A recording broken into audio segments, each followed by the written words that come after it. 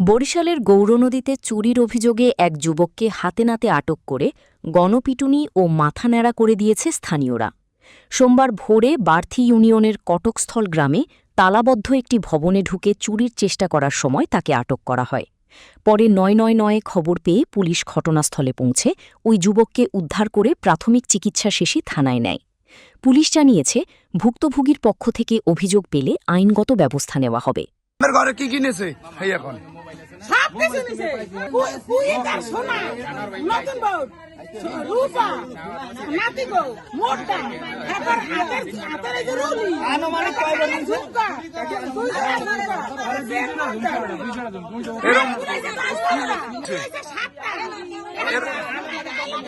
আনুমানিক কত করবে আনুমানিক 10 কেজি না 5 কেজি এই আমি কই সত্য কথা ভাঙ্গি এখন সারা মালা এই নাহের দর দুই সারা মালা নিছে আর সোনা দানা জানি এত নিছে 10 কেজি কত করে নিছে 10 কেজি 1 কেজি সোনা পুরো কড়ে গাছ তো চলে যাবে বালের কথা কও না